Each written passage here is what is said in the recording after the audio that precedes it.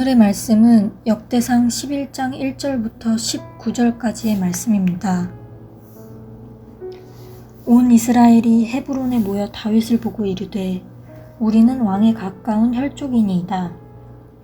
전에 곧 사울이 왕이 되었을 때에도 이스라엘을 거느리고 출입하게 한 자가 왕이시었고 왕의 하나님 여호와께서도 왕에게 말씀하시기를 내가 내 백성 이스라엘의 목자가 되며 내 백성 이스라엘의 주권자가 되리라 하셨나이다 하니라.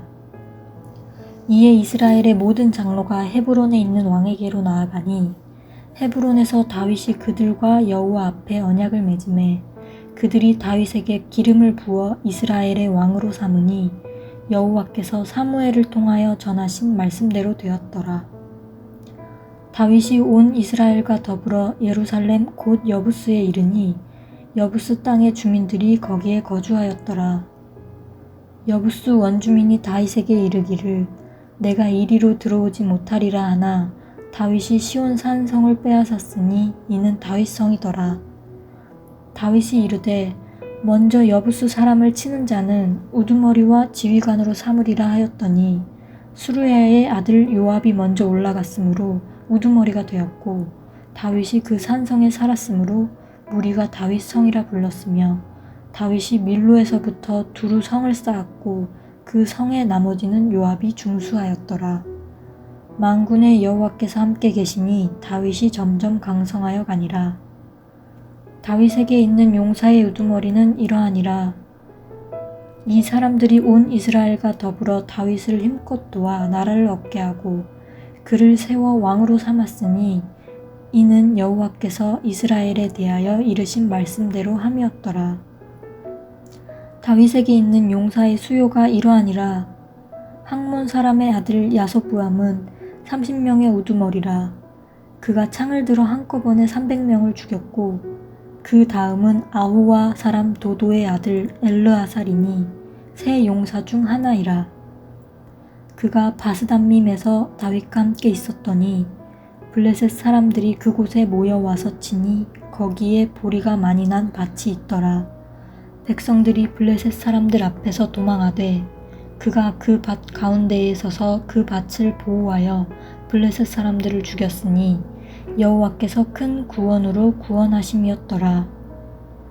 30우두머리 중 3사람이 바위로 내려가서 아둘람 굴 다윗에게 이를 때에 블레셋 군대가 르바임 골짜기에 진쳤더라. 그때에 다윗은 산성에 있고 블레셋 사람들의 진영은 베들레헴에 있는지라. 다윗이 갈망하여 이르되 베들레헴 성문 곁 우물물을 누가 내게 마시게 할꼬 하매 이 3사람이 블레셋 사람들의 군대를 돌파하고 지나가서 베들레헴 성문 곁 우물물을 길어 가지고 다윗에게로 왔으나 다윗이 마시기를 기뻐하지 아니하고 그 물을 여호와께 부어드리고 이르되 내 하나님이여 내가 결단코 이런 일을 하지 아니하리이다. 생명을 돌아보지 아니하고 갔던 이 사람들의 피를 어찌 마시리이까 하고 그들이 자기 생명도 돌보지 아니하고 이것을 가져왔으므로 그것을 마시기를 원하지 아니하니라. 세 용사가 이런 일을 행하였더라. 아멘. 오늘 말씀은 다윗이 이스라엘의 왕이 되는 장면을 그립니다.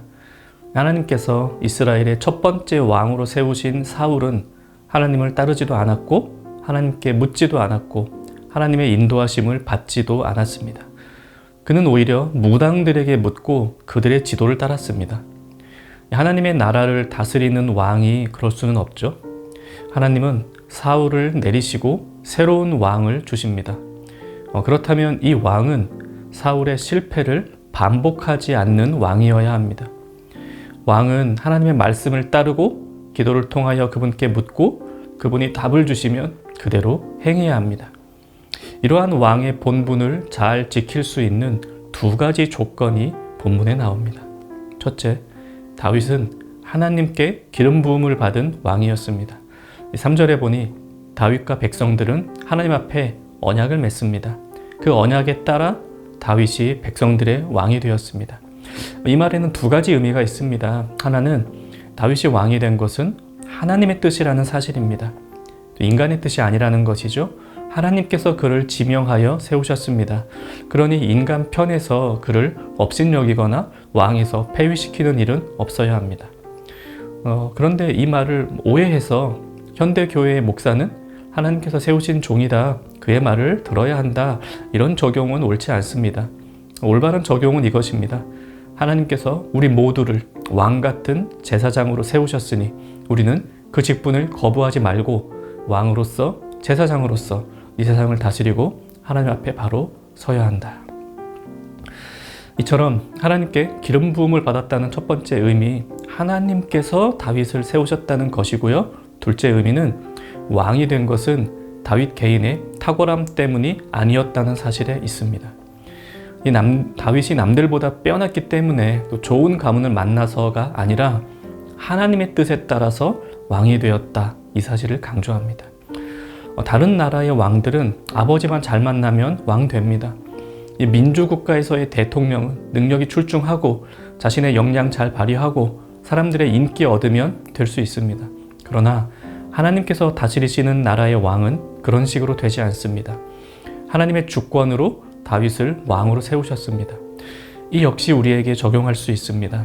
하나님은 우리를 통해 이 세상을 다스리십니다. 우리를 왕으로, 제사장으로 부르셨습니다. 이것은 우리에게 어떤 탁월한 능력이 있어서나 남다른 믿음이 있었기 때문이 아닙니다. 하나님의 주권적인 은혜로 말미암은 일입니다. 다윗은 좋은 왕이 되기 위해 이것을 기억해야 합니다. 그는 하나님께 기름 부음 받은 왕이었습니다. 하나님이 세우셨으니 인간의 말을 들을 것이 아니라 하나님의 인도함을 받아야 하고요. 하나님께서 세우셨으니 스스로의 능력과 경험을 의지하지 말고 하나님께 묻고 그분이 주시는 응답을 따라 나라를 다스려야 합니다. 우리도 그렇습니다.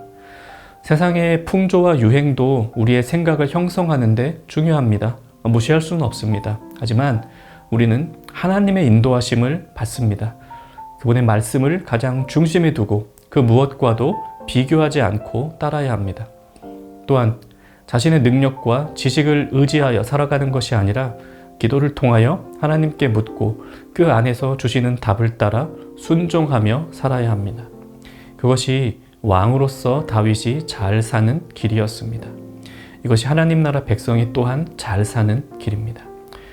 본문에서 좋은 왕이 될 수 있는 둘째 조건이 있습니다.